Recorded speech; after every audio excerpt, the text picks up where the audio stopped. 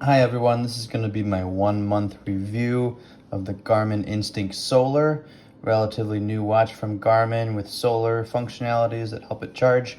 So this is just for those that want high production value.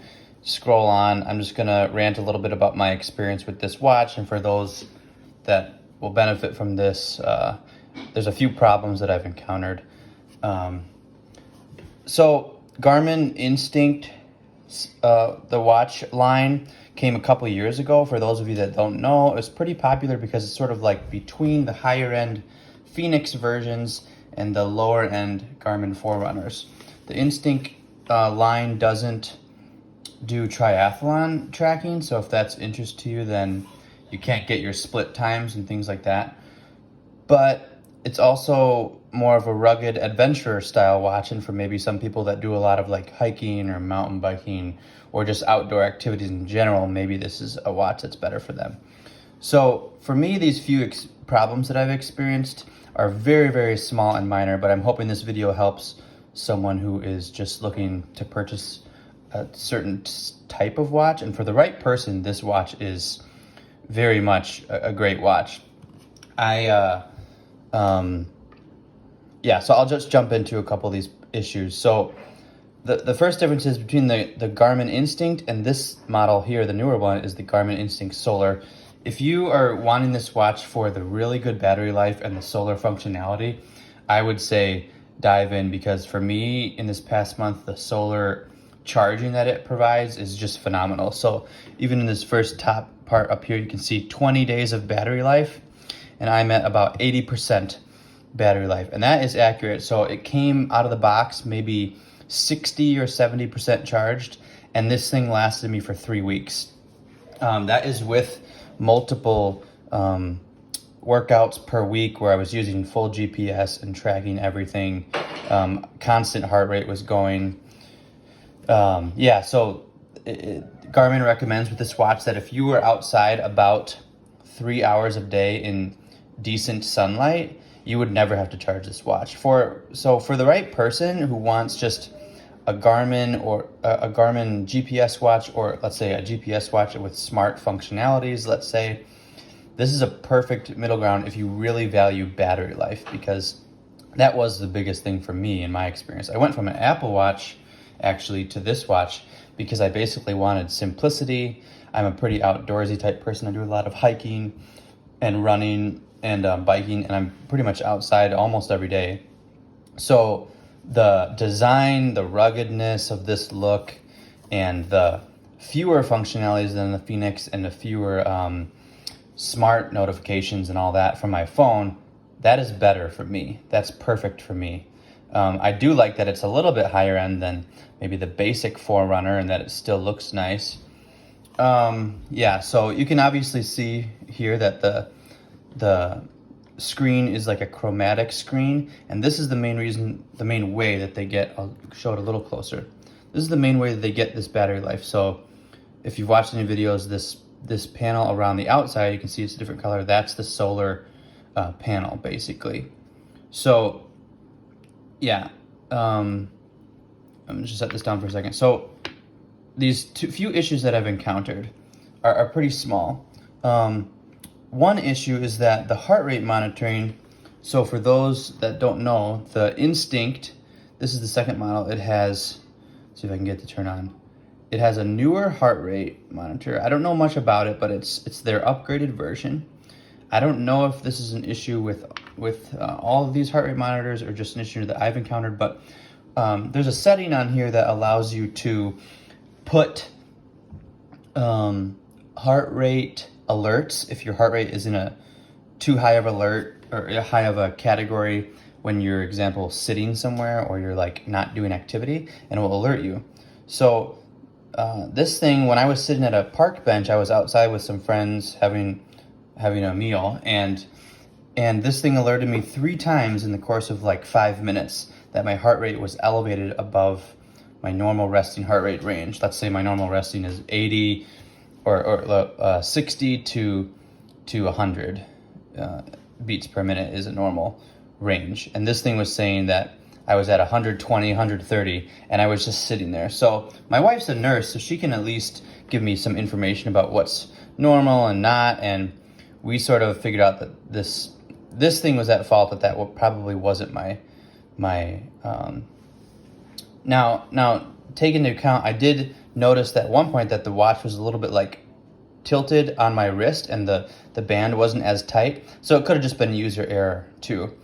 And it happened one time in this past month, so we'll see in the future if that happens. Maybe I can make a follow-up video. So that was one issue. Another issue is, if you see the weather here, this is coming from my phone. So if I don't have the Garmin app open, or at least running in the background, something like the weather will not be up to date. So I can go here to a widget, and this is currently synced to my phone, so it's up to date right now. And I can click to see some more details in here. However, if it's not up to date on your phone, or you haven't synced to your phone recently to the app, then this is just showing like yesterday or the day before. And you notice it doesn't have a date or anything, a stamp on there. So that's not that helpful if I need to update it on the phone. That's not helpful if I'm out and about and I'm just checking. But even if it's off by like a couple hours or even a day, usually the difference isn't that major. So for me, it's just not like super current sometimes, and that's a little bit frustrating. If I go to some other widgets here I have a temperature widget. This is the solar intensity, which is pretty cool. It shows you the last 6 hours. And this is really useful for if you're actually outside and you want to see if you're getting battery charge. So the other issue that I encountered was with the battery. And what happened was I plugged it in, and after the 3 weeks or whatever, I plugged it in, started charging it, and it charged really fast in like an hour. It charged from completely dead to fully charged in an hour. And it gives you this reading, which is another problem. I think I'm used to a percentage of how much battery life. For some reason, the Instinct Solar goes in a days. You can see it says 20 days in the top left corner, which then if you go back to this screen, you can look and you can see, if you hold this menu button, watch the battery. See how it says 79%? It flashes back and forth while you're on this like settings menu screen, so I can check it there if I really want to, but I'd say people don't care as much about a day count. Maybe that's more of a useful metric if you're getting into the multiple weeks time length, which I guess makes sense, but I don't know. I'm not used to it. So with battery, it charged in 1 hour on that time, and then it said you have 25 days or whatever it was. It was 25 days of battery usage. And then, I kid you not, in 3 hours, it was completely dead. So I contacted Garmin, and they said, oh yeah, it's a software bug. Just reset your watch, do a soft reset. So I did that. I followed the directions to reset it, and it charged up and it worked fine. Now, another thing that I'm going to look into Garmin with this more, so another metric that they have right here is this one. And this is the temperature that's right on your wrist, like right in your environment, your current environment. This isn't the temperature from your phone. So this metric is completely, in my opinion, not helpful. So you see how there's the 82 above 66? It's showing me in the last 4 hours the range that the temperature has changed. It's been high of 82 to 66. This is like in my home this morning. So this is not accurate because I keep my house at 70. So you can see the current temperature on the right, and that little circle is 70. That is accurate. Garmin on their website says, oh yeah, this metric is not going to be accurate unless you take your watch off of your wrist for at least 5 minutes, and then it will be accurate. So you can see the graph of the last 4 hours right here. See how it was in the 80s? So basically what my point is that this thing is tracking and telling me it's 80 degrees around me. It's basically, if my body temperature is 95 to 98, it's tracking information in between. It's not tracking my overall environment. It's tracking almost like the skin around my wrist, which is warmer than the air, right? But it's not my actual body temperature. So this metric, in my opinion, is completely useless. Like, it's giving me 82, 83, 84, when it's supposed to be telling you the temperature of your environment. To have to take this watch off and leave it for 5 minutes somewhere in order to get an accurate measurement is completely useless. So I'm going to look into this a little bit more, if Garmin has any recommendations, or if this is a problem or a software. I don't know. I have a feeling that it's wherever the metric is located on the watch, that it's not able to get a good reading. So I know that this little sensor is the barometer and altimeter are here. So I wonder if it's in the same location.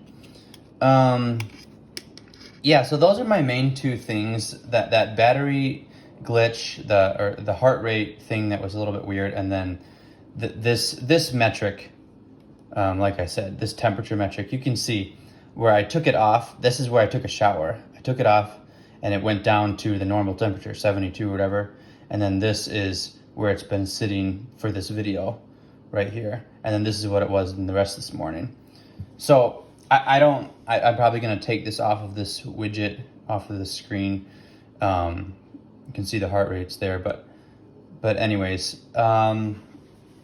hopefully this helps some of you guys if you are looking to buy it. I mean, I really love this watch, and it's extremely good quality. It does all the things that I want it. These issues that I've encountered are not deal breakers. I much prefer this type of watch over an Apple Watch that is constantly giving me alerts from my phone and everything. Yeah, if you guys have any other things you want me to show you on this or talk about, I can make another video. But sorry if this is long-winded. Yeah, hopefully it helps some people though with purchasing. All right, thank you. Bye.